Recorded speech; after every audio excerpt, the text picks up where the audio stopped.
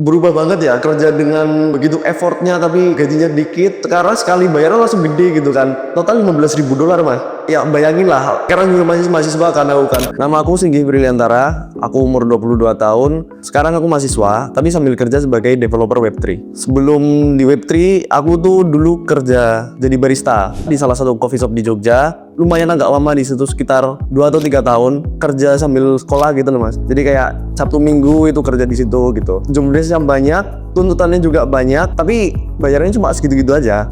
Kalau buat makan besok itu masih bisa. Yang aku pikiran itu gimana caranya biar nanti itu bisa sustain terus.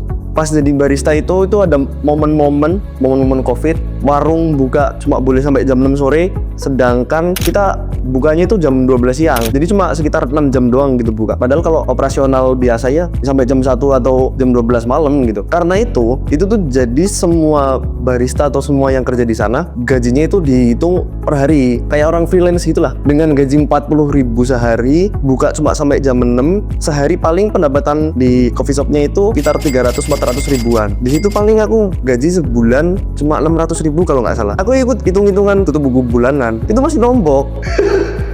Jadi emang sama sekali nggak tutup lah. Dari situ kayak wah gimana ini, pusing tiap hari mikirin besok makannya gimana, besoknya lagi makannya gimana, gitu-gitu terus dari dulu. Itu yang bikin aku kayak aduh capek juga ya kayak gini ya. Ini susah ini buat hidup sebulan cuma berapa ratus ribu. Banyak momen-momen kayak gitu, dan itu nggak cuma satu kali, berkali-kali. Di coffee shop itu kan juga aku kenal sama banyak orang kan, barista-barista di sana dan lain-lain gitu. Dikenalin lah sama temenku sama kripto. Awalnya sih aku iseng ya, aku lihat temenku kayak ada candle yang naik turun gitu kan. Kan aku kepo pas itu, terus kasih tahu lah, oh ini kripto, Bitcoin gini. Nah, terus aku dikasih tahu lah apa itu Bitcoin, terus apa itu kripto. Pas itu tuh apa ya, koin apa gitu yang mulai naik, aku lupa. Terus temenku bilang, ayo masuk ke sini. Emang kayak MLM ya tuh. Ayo masuk ke sini, 100.000 bisa jadi 1 juta dibilang gitu. Pas itu gaji 1,5 ditawarin masukin 100.000 bisa jadi 1 juta, kan lumayan juga pas itu kan aku mikirnya. Karena itu aku jadi tertarik, tapi karena emang aku nggak punya laptop, jadi pas itu caraku belajar buat cheating, ibaratnya cheating buat belajarnya ya dari scroll artikel, lihat IG, terus postingan tentang kripto gitu. Tapi nggak cuma baca-baca doang, aku catat Mas dulu. Aku catat satu-satu apa itu blockchain. Oh, blockchain itu dari 2 kata, block sama chain. Blocknya itu apa, chainnya itu apa. Aku catetin satu-satu itu pas itu. Terus adalah temenku yang baik nih, aku dipinjemin PC sama komputer. Itu bener-bener dipinjemin. Aku taruh ke coffee shopku itu karena emang ada ruangan, ada gudangnya gitu. Aku taruh di situ komputernya. Terus aku belajar cara bikin variabel, cara ambil data dari variabel ini, terus print masukin ke konsol. Ya gitu-gitulah Mas, belajarnya dari situ. Nah, dari situ ketemu sama temenku tadi di kampus, dia juga tertarik lah di bidang blockchain terus Web3 gitu kan. Kita belajar berdua pas itu.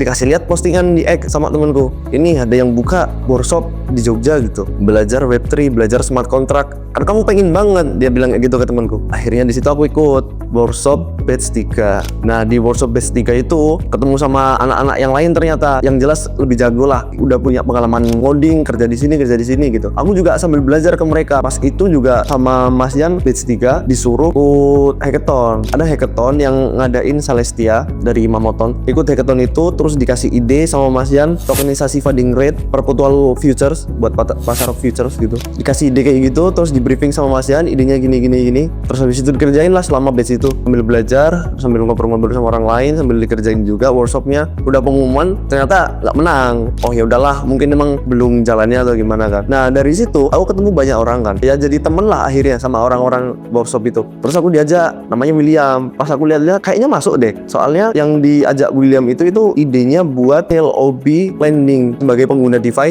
Kalau aku pakai DeFi di AAV buat lending atau borrowing, di situ bunganya itu naik turun. Aku jadi nggak tahu kalau misal aku utang di situ, tiba-tiba bunganya jadi 15%, tiba-tiba jadi 10% gitu. Dari idenya si William itu, gimana caranya lender sama borrower itu menerima bunga secara fix. Kalau misal deal 10% ya 10%. Wah, bagus ini idenya. Terus sampai sekarang ngerjain itu. Berubah banget ya, kerja dengan begitu effortnya tapi gajinya dikit. Sekarang sekali bayarnya langsung gede gitu kan. Kemarin ikut hackathon lagi dan menang. Total $15.000 mas. Ya bayangin lah, sekarang juga masih mahasiswa kan aku kan menang di situ. Akhirnya itu juga membuka buat opportunity lain. Kayak misal, oh ada hackathon ini lagi, idenya pakai yang mana ya? Bisa pakai yang udah fixed rate itu, yang kemarin udah menang, atau punya ide sendiri. Karena di Web3 Jogja ini banyak orangnya juga pada semangat gitu. Jadi kalau misal aku ada ide ini, pokoknya kayak gini buat hackathon ini gimana? Oke lah, ayo kerjain. Ya jadi kerjain bareng. Terus habis itu kalau menang bagi-bagi gitu. Sumber pemasukannya sekarang jadi dari hackathon malah.